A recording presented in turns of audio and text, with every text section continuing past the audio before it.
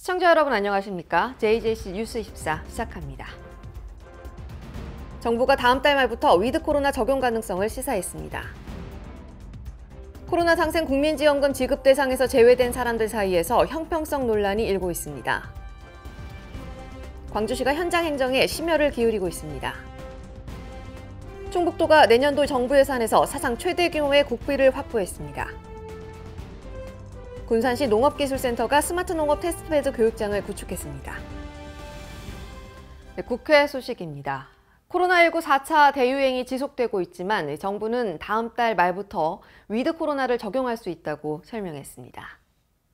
방역당국이 코로나19 백신 접종 확대와 사회적 거리 두기로 이달 중 확진자가 감소할 가능성이 있다며 다음 달 말부터는 위드 코로나를 적용할 수 있다고 밝혔습니다. 위드 코로나는 확진자 수 대신 위중, 중증 환자, 사망자 수를 관리 지표로 삼는 방역 체계로 단계적 방역 조치 완화, 다른 표현으로는 단계적 일상 회복 방안인데요. 코로나19 4차 대유행이 지속되고 있는 가운데 정부는 11월부터 방역 체계 전환을 검토할 수 있을 것으로 전망했습니다.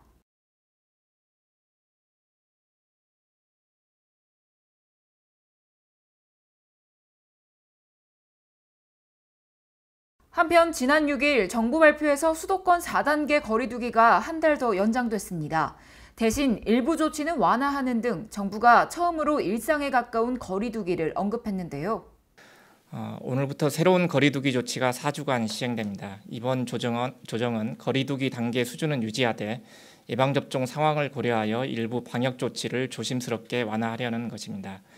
정부는 수도권의 사회적 거리두기 4단계를 10월 3일까지 4주 더 연장하기로 했습니다.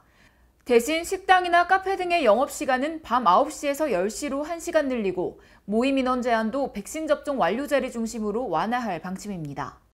또한 수도권 등 4단계 지역의 식당과 카페에서 모임 인원 제한도 6명까지로 확대 허용하며 낮에는 2인 이상, 저녁 6시 이후에는 4인 이상의 접종 완료자가 포함된 경우로 한정합니다. 한편 지난 7일 정은경 질병관리청장은 일상생활이 가능한 정도로 코로나19 유행을 통제하고 방역 지침을 완화하는 이른바 위드 코로나 전환 시점을 10월 말로 예측한다고 밝혔습니다. 10월 말부터는 위드 코로나 적용이 가능하다 이렇게 이해하면 될까요? 일단 검토가 가능한 전제라고 판단하고 있습니다. 검토가 가능하다 10월 말부터. 적용을 해볼 수 있는. 문재인 대통령은 6일 수석보좌관 회의에서 코로나 상황이 진정되면 방역과 일상을 조화시킬 수 있는 새로운 방역 체계로의 점진적 전환을 모색할 수 있을 것이라고 밝혔습니다. 백신 접종률이 높아지는 만큼 코로나 상황이 진정되어 나가면 방역과 일상을 조화시킬 수 있는 새로운 방역 체계로의 점진적인 전환을 모색할 수 있을 것입니다. 마지막 고지를 바라보며 함께 힘을 내자는 말씀을 드립니다. 이처럼 정부는 오는 11월부터 단계적 일상회복 방안을 검토하고 있는데요. 이 시기는 현재 정부의 계획대로라면 전 국민이 신종 코로나 바이러스 감염증 2차 접종을 끝마칠 것으로 예상되는 시기입니다. 다만 계속해서 확진자 수는 크게 줄지 않고 있는 상황이므로 철저한 방역수칙 준수가 그 무엇보다도 중요한 때입니다. 전 국민 88%가 1인당 25만 원씩 받는 코로나 상생 국민지원금 신청이 진행되고 있는데요. 지급 대상에서 제외된 사람들 사이에서 형평성 논란이 제기되고 있습니다. 지난 6일 소득 하위 88%에게 1인당 25만 원씩 지급하는 5차 재난지원금 지급이 시작됐지만 지급 대상에서 탈락한 인원들의 불만이 터져나오고 있습니다. 지급이 시작된 6일, 각종 커뮤니티 게시판과 카페, SNS 등에 재난지원금 탈락이라는 제목의 게시물이 속속 게재됐습니다. 내가 소득이 없는데 소득이 있는 부모와 같이 산다는 이유로 제외될 수 있느냐고 억울해했고, 다른 이는 내가 88%에 들어가지 못할 정도로 잘 버는지 모르겠다며 씁쓸해했습니다. 또 건강보험료 1,000원 때문에 못 받아 억울하다는 사연도 올라왔습니다.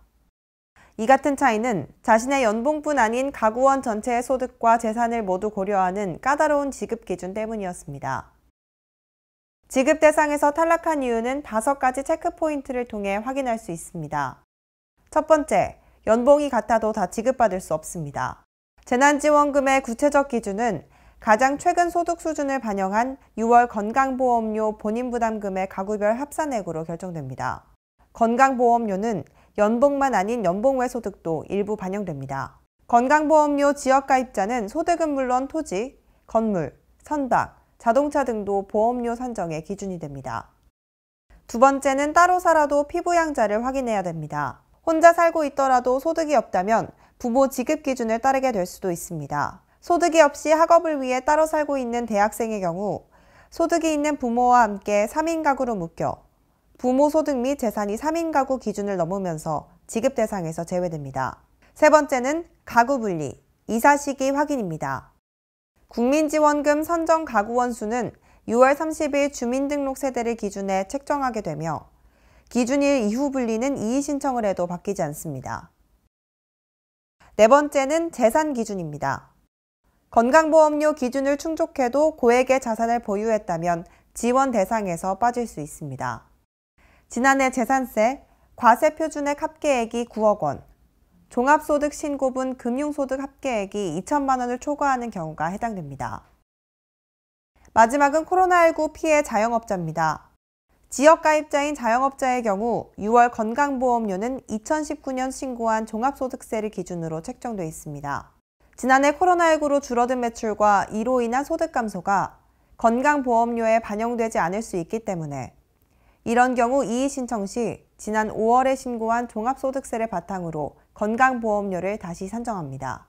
재난지원금 지급 탈락이 됐다면 5가지를 확인하고 국민신문고 홈페이지 등 읍면동 주민센터를 방문해 이의 신청을 할 수 있습니다. 이의 신청서를 작성하고 소득금액 증명 또는 사실증명 등 증빙 서류를 접수하는 방식이며 신청은 11월 12일까지 가능합니다. 결과는 국민신문고 홈페이지를 통해 확인할 수 있습니다. 수도권 소식입니다. 강북구가 코로나19로 어려움을 겪고 있는 소상공인을 돕기 위해 서울경제활력자금 신청 기간을 10월 29일까지 추가 연장합니다. 사업 지원 대상자는 집합금지와 영업제한 업종으로 지정돼 중소벤처기업부에서 지급하는 버팀목 자금 플러스를 수령한 소상공인인데요. 노래방, 실내 체육시설, 유흥시설과 같이 집합금지가 연장된 업체는 150만 원, 학원이나 겨울 스포츠 시설을 비롯한 집합금지 완화 업체는 120만 원, 식당, 카페, 숙박, PC방 등 집합 제한 업체는 60만 원을 받을 수 있습니다.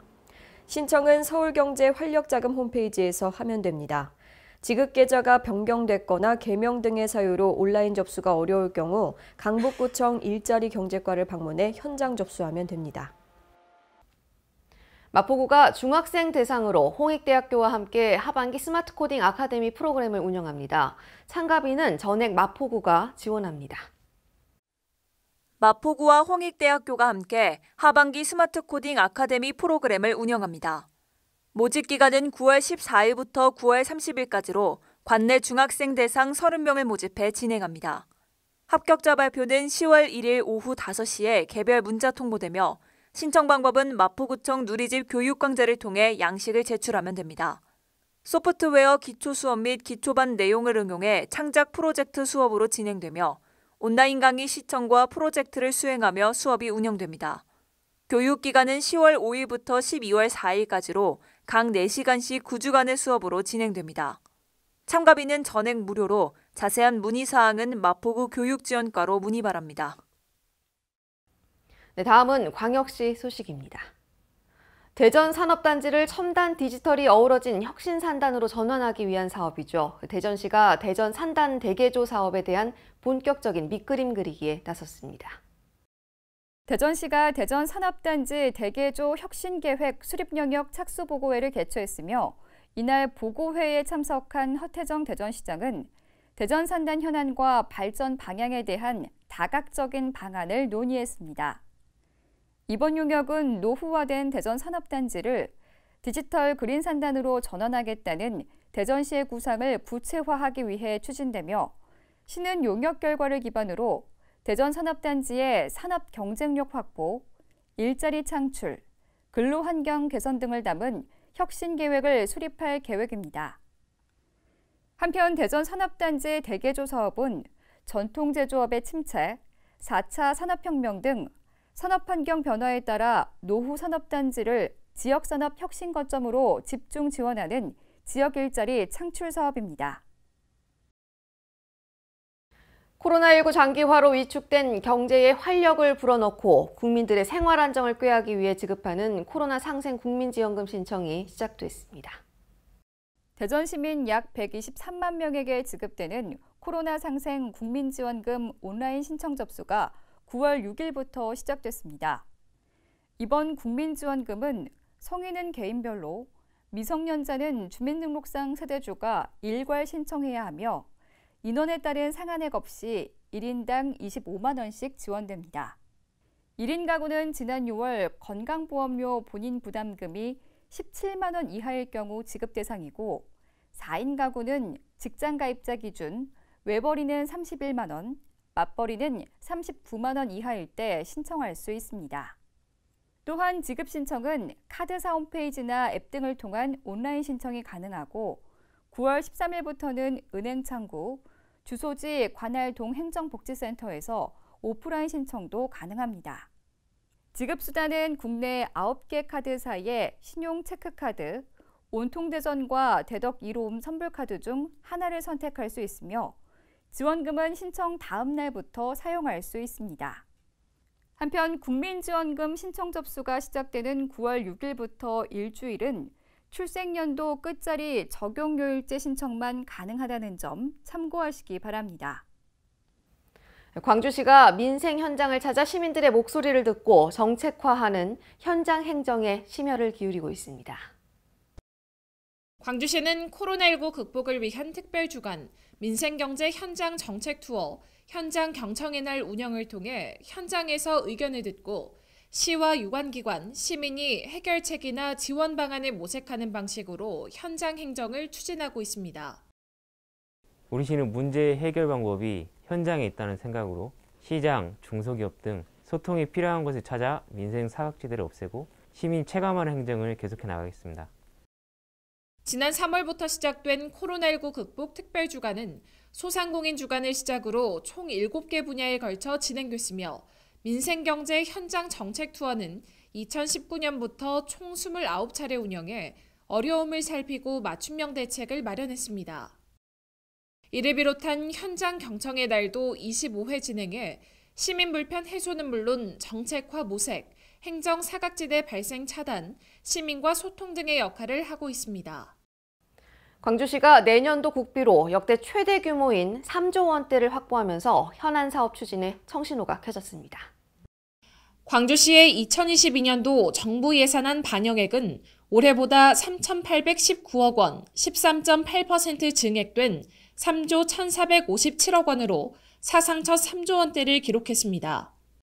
내년도 국비에는 광주시가 중점 추진 중인 인공지능, 자동차 산업 생태계 구축과 도시철도 2호선 건설 사업, 장애인 수련시설 건립 등이 반영됐습니다.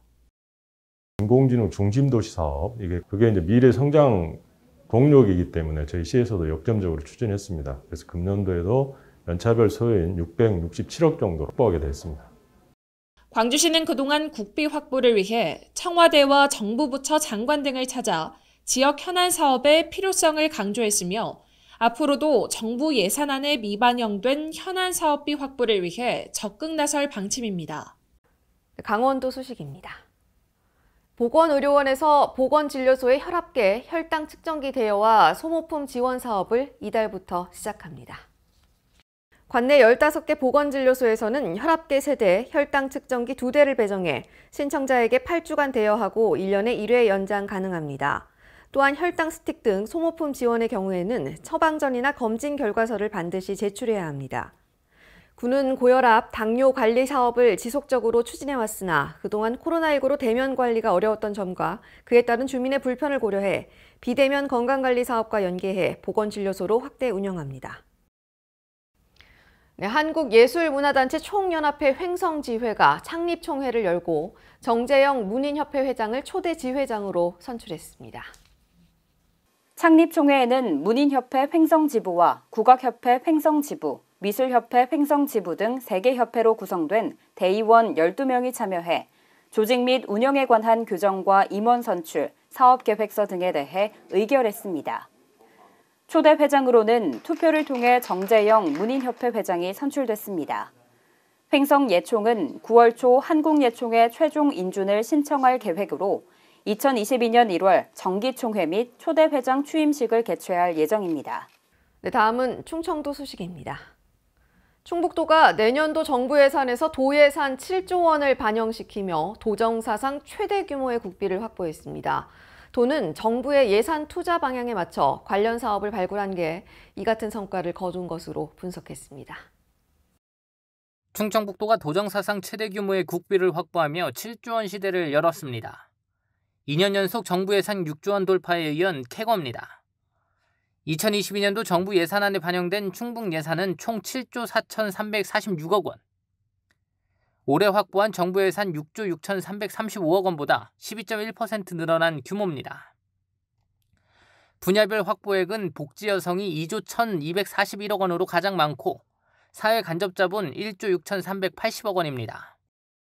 이외에도 산업경제 1조 4,453억 원, 농업산림 9,388억 원, 환경 6,020억 원이 편성됐습니다. 충청북도는 포스트 코로나 경제 회복과 탄소 중립, 산업 혁신 등 정부의 예산 투자 방향에 맞춰 관련 사업을 발굴하고 대응에 이 같은 성과를 거둔 것이라고 분석했습니다. 주요 사업으로는 충청 내륙 고속화도로와 충부 내륙 건설 예산이 포함됐고 충북 미래혁신 산업기반 구축을 위한 사업이 대거 반영됐습니다. 디지털 경제 전환에 따른 뉴딜 대응을 위해 메타버스 컨벤션 플랫폼 구축과 AI 융합 미래체험이 포함됐고 세포 유전자 치료제, 생산 공정 평가 기술 개발 예산도 확보했습니다. 특히 이 사업은 바이오 태양광 등 충북 6대 신성장 분야의 미래 먹거리 사업으로 꼽히고 있습니다. 이외에도 감염병에 대응한 청주의료원 음압격리병실 확충, 자연재해 위험 개선지 정비, 국제무예 활성화 사업도 반영됐습니다. 네, 경상도 소식입니다. 코로나19 방역 관리를 위한 양산시 안심콜 출입관리 시스템을 관내 전통시장 대상으로도 개통했습니다. 전통시장은 출입관리 의무 적용 시설은 아니지만 타 지역과 왕래가 잦고 불특정 다수가 방문하는 장소로 양산시는 상인회와 협력해 개통을 추진했습니다. 앞으로 남부시장과 덕계 상설시장을 방문하는 방문객은 안심콜 번호로 전화를 걸어 안심코드 4자리만 입력하면 쉽고 간편하게 출입이 체크되며 감염원 추적 등에 큰 성과를 낼 것으로 양산시는 보고 있습니다. 네, 지난 태풍으로 포항 곳곳에서 피해가 속출했습니다. 주택, 농경지 침수 피해와 함께 도로와 교량 등 도시 인프라도 많은 피해를 입었는데요. 특히 죽장면은 그 피해를 가늠하기 힘들 정도입니다. 포항시는 태풍 피해 복구에 전력을 쏟고 있습니다. 포항시가 제12호 태풍 오마이스의 피해 복구에 총력을 기울이고 있습니다. 지난달 24일 포항을 지난 태풍 오마이스에 따른 기록적인 집중호우로 죽장면과 구룡포읍을 중심으로 도로와 주택, 상가가 침수되고 일부 하천이 범람해 농경지가 물에 잠기는 등 많은 피해가 발생했습니다. 포항시는 시민 불편을 최소화하기 위해 생활과 밀접한 분야의 우선 응급 복구 작업에 속도를 냈습니다. 공무원과 군장병, 지역 자생봉사단체는 물론 타 지역 봉사단 지원까지 포함해 연인원 4천여 명의 도움의 손길이 꾸준히 이어졌습니다. 또 시는 장비 900대를 긴급 투입해 침수주택 청소와 배수로 복구, 쓰레기, 부유물 정리 등의 작업을 벌였습니다. 시는 완전한 피해 복구를 위해 계속 행정력을 총동원할 방침이며 가을 장마와 이후 태풍 등에 따른 추가 피해를 막기 위해 예방대책 수립에도 만전을 기하고 있습니다.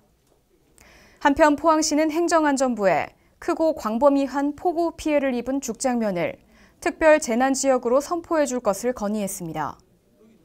이에 행정안전부와 경상북도는 피해 합동조사반을 꾸리고 본격 조사를 진행하며 중앙부처 협의 및 심사를 거칠 예정입니다.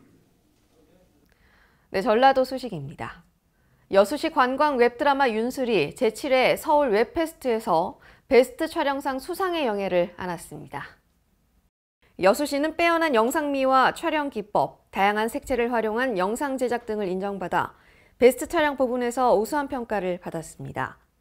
웹드라마 윤술은 여수관광 유튜브 힐링 여수야에 공개돼 두 달여 만에 조회수 60만 회를 기록하는 등 각계각층의 큰 관심을 받았습니다. 네, 무주군이 천연기념물 얼음치를 방류하는 행사를 열었습니다. 무주군이 천연기념물인 얼음치를 방류하는 남대천 생명플러스 행사를 개최해 눈길을 끌었습니다. 이번 행사에서 황인홍 무주군수를 비롯한 다양한 관련 인사들이 참석해 얼음치 치얼 1,000마리를 남대천에 방류했습니다. 황인홍 무주군수는 아이들이 참여해 함께 즐기면서 생명의 존중함을 알아가는 귀한 행사라는 데 큰 의미를 두고 있다라며 남대천의 생태환경과 고유 어종인 얼음치 복원 그리고 어족 자원의 증대를 위해 노력하겠다라고 말했습니다. 한편 군은 남대천의 자연 생태 환경이 복원될 수 있도록 철저한 감시와 함께 자연 친화적인 환경을 조성하기 위해 지속적으로 치어와 다슬기 등을 방류할 예정입니다. 지금까지 전북에서 이정환이었습니다. 군산시 농업기술센터가 스마트 농업 테스트베드 교육장을 구축했는데요. 자세한 내용 이정환 기자가 보도합니다. 군산시 농업기술센터가 미래 농업으로 상징되는 스마트 농업 테스트베드 교육장을 구축합니다. 테스트베드 교육장은 농작물 최적 성장 환경에 필요한 빅데이터를 비롯한 첨단 기술 및 장비를 활용해 작물을 효율적으로 재배할 수 있도록 농민들에게 기술을 전수해주는 용도로 활용될 예정입니다. 군산시는 스마트 농업 전문 지도사를 육성해 현장 컨설팅과 오는 2023년 고도화를 통해 관내 스마트팜 농장과 연계 시스템을 구축, 원격 지원 서비스를 도입할 계획입니다. 군산시 관계자는 교육장을 기반으로 농민과의 연계 시스템을 구축하면 작물 재배 환경에 대한 빅데이터 분석을 통해 작물 재배 시 최적의 환경 조건을 제공해 생산성을 높일 수 있을 것이라고 말했습니다. 지금까지 전북에서 이정환이었습니다. 익산시가 한국철도 발전사를 볼 수 있는 사진전을 개최했습니다. 익산시가 한국철도 발전사와 남북철도 연계를 위한 사진전을 열었습니다. 한국철도 발전사와 남북철도 연계를 위한 노력들을 한눈에 볼 수 있는 이번 사진전은 우리나라 최초의 철도 경인선 기공식 사진부터 2018년도 남북철도 현지 공동조사 착수 사진까지 총 26점의 사진이 시간순으로 전시됐습니다. 익산시 관계자는 이번 전시회를 통해 국가 발전의 근간인 철도 교통의 중요성과 호남 최대의 철도망을 갖춘 익산역의 가치를 1일 2만여 익산역 이용객들과 시민들에게 널리 알리는 계기가 될 것으로 기대한다고 밝혔습니다. 또한 앞으로도 특별사진전을 매해 개최해 나갈 계획이므로 시민분들의 많은 관심을 부탁드린다고 말했습니다. 지금까지 전북에서 이정환이었습니다.